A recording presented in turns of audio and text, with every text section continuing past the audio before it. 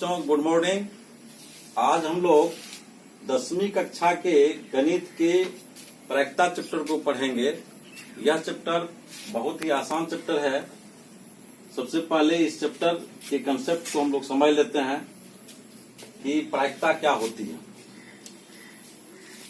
तो प्रायिकता याद करने से पहले इससे संबंधित कुछ पद है, इसको पहले समझ लेते हैं। घटना, प्रयोग,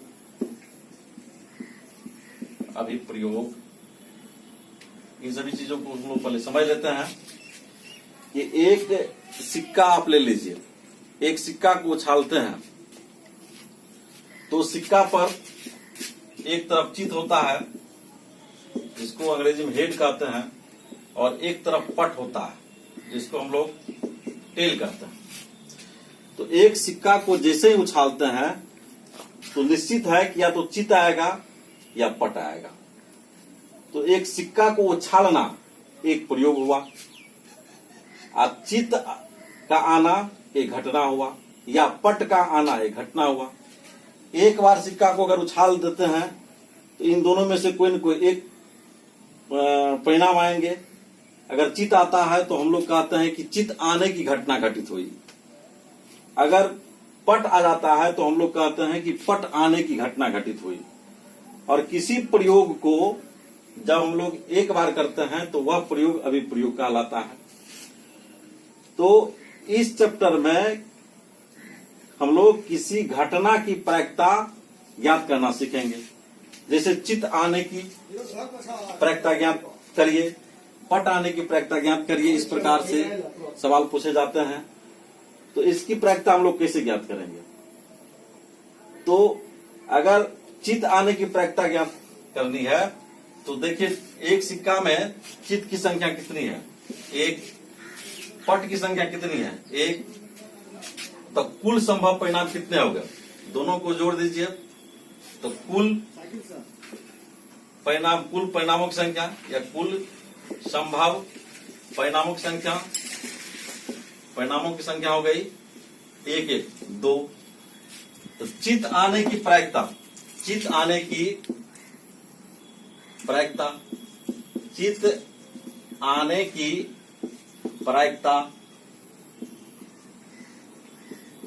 बराबर हो जाएगी चित की संख्या बटा कुल परिणाम की संख्या। तो चित आने की प्रायिकता निकल गई। पट आने की प्रायिकता याद करनी है तो बराबर हो जाएगा पट की संख्या अब बट कुल परिणामों की संख्या। तो चित आने की प्रायिकता हो गई 1/2, पट आने की प्रायिकता हो जाएगी 1/2। तो इस क्लास में हम लोग एक सूत्र के माध्यम से किसी घटना की प्रायिकता ज्ञात करना सीखेंगे। वह सूत्र क्या है समझ लीजिए।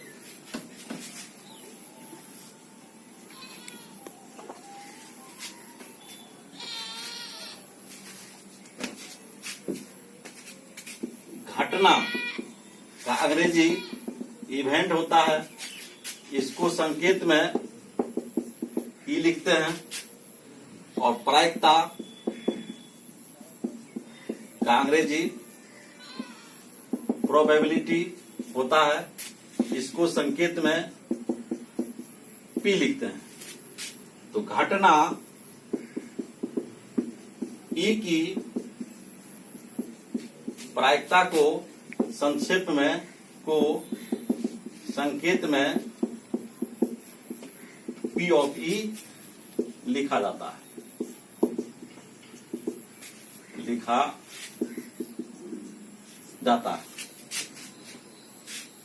जहां पी ऑफ ई बराबर हो जाएगा ई के, यानी घटना ई के अनुकूल परिणामों की संख्या बटा कुल संभव परिणामों की संख्या।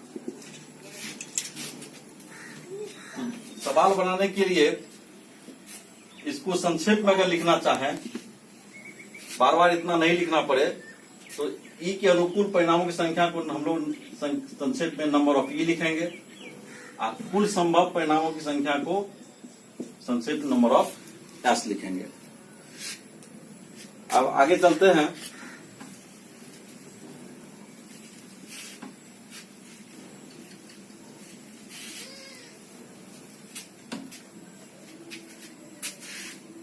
पहले वाले सवाल को ही दोहराते हैं हम एग्जाम्पल के रूप में। एक सिक्का को एक बार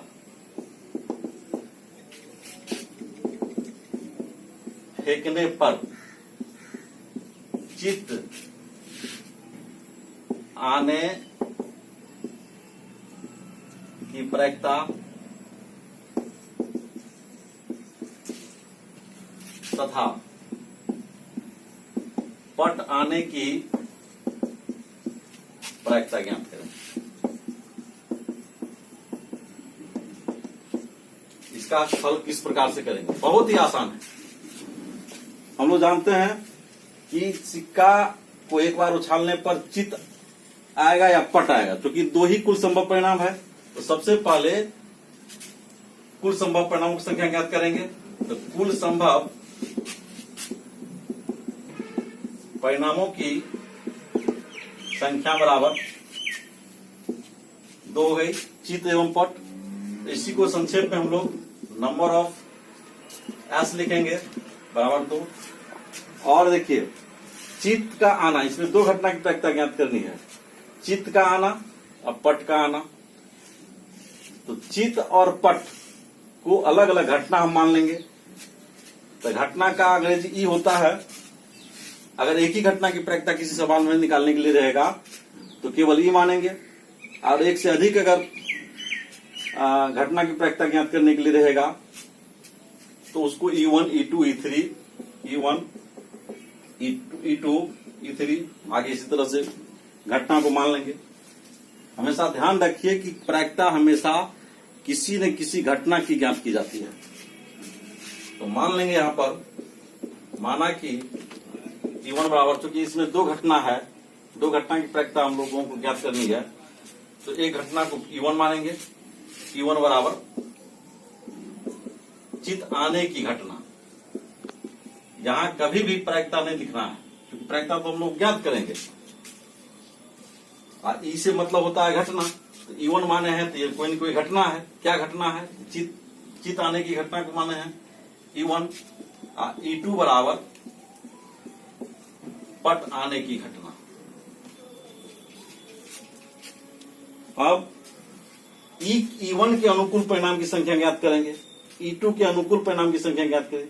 E1 के अनुकूल का मतलब हुआ चित्त की संख्या ज्ञात करनी है, और E2 का मतलब हुआ पट आने की घटना। तो पट की संख्या सिक्का में कितनी होती है उसकी संख्या ज्ञात करेंगे।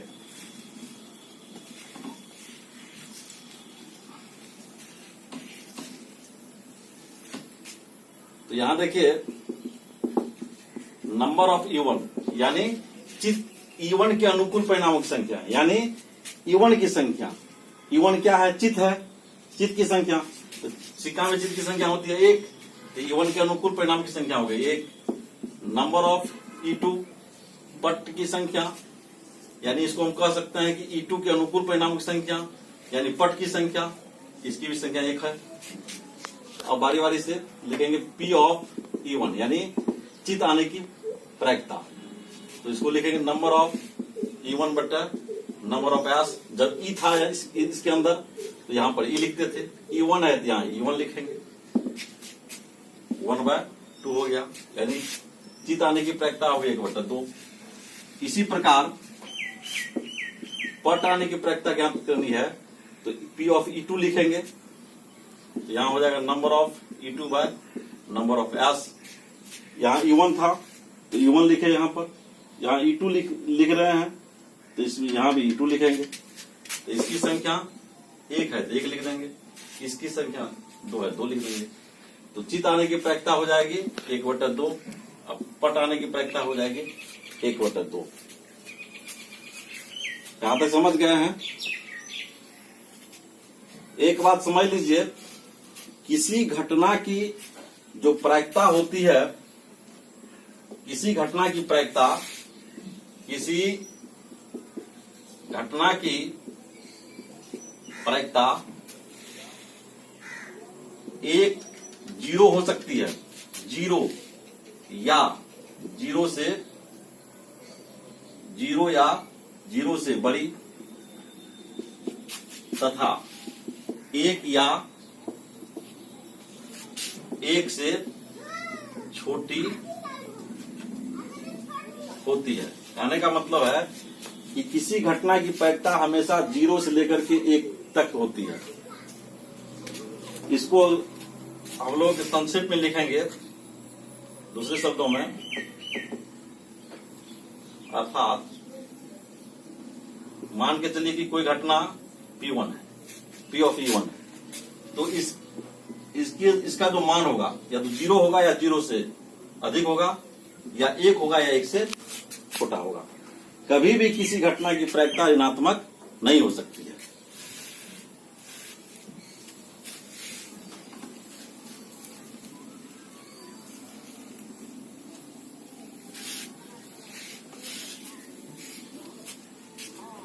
अब हम लोग कुछ विशेष घटना के बारे में पढ़ेंगे और उसकी प्रायिकता ज्ञात करना सीखेंगे। तो एक समझ लीजिए, यादृच्छया प्रयोग क्या होता है। घटना प्रयोग से संबंधित होता है। जब हम लोग कोई प्रयोग करते हैं तब कोई न कोई घटना घटती है। तो यादृच्छया प्रयोग क्या होता है। मान के चलिए कि एक पासा लेते हैं, पासा वही लूडो का गोटी जिसमें 6 फलक होते हैं और प्रत्येक फलक पर 1, 2 या 3 ये पासा है, 1, 2, 3, 4, 5, 6 अंक तक अंकित होते हैं। तो पासा में कुल संभव परिणामों की संख्या कितनी हो गई? 6 हो गई, क्योंकि 1 से लेकर के 6 तक होता है। अब अगर एक पासा को फेंकते हैं तो हमें पता नहीं रहता है कि 1 आएगा या 2 आएगा या 6 आएगा। हम पहले से भविष्यवाणी निश्चित रूप से नहीं कर सकते हैं कि यही अंक आएगा। उसकी अनिश्चितता होती है और सब की संभावना एक जैसे होती है। तो हमको पता है कि इन 6 में से कोई न कोई एक अंक आएगा, लेकिन किसी खास अंक या किसी खास परिणाम की अग्रिम भविष्यवाणी हम नहीं कर सकते हैं। तो ऐसा प्रयोग यादृच्छया प्रयोग कहलाएगा। कहने का मतलब है कि हमको पता है कि एक पासा को फेंकने पर 1 से लेकर 6 तक में कोई न कोई अंक आएगा। 6 परिणाम हमें पहले से पता है, लेकिन यह हम अग्रिम भविष्यवाणी नहीं कर सकते हैं कि 4 ही आएगा कि 5 ही आएगा। तो ऐसा प्रयोग कहलाएगा यादृच्छया प्रयोग। और इससे संबंधित एक सवाल हम लोग लेते हैं। मान के चलिए दूसरा क्वेश्चन, एक पासे को फेंकने पर 4 आने की प्रायिकता ज्ञात करें। तो इसका हल हो जाएगा, देखिए, तो एक पासे को फेंकने पर कुल संभव परिणाम की संख्या क्या होगी? तो कुल संभव परिणामों की संख्या हो जाएगी 6, यानी नंबर ऑफ पैस बराबर हो गया 6। तो चूंकि एक घटना की प्रायिकता ज्ञात करनी है 4 आने की, तो मान लेंगे, माना कि ई बराबर, यहाँ E1 E2 नहीं मानेंगे क्योंकि एक ही घटना है, तो सिर्फ ई मानेंगे। ई बराबर 4 आने की घटना। अब देखिए, तो नंबर ऑफ ई बराबर कितना हो जाएगा? नंबर ऑफ ई का मतलब ई के अनुकूल परिणामों की संख्या, या इसको ऐसे भी कह सकते हैं 4 की संख्या। तो इसमें 6 परिणाम में 4 कितने हैं? 1 है, तो नंबर ऑफ ई बराबर 1 हो गया।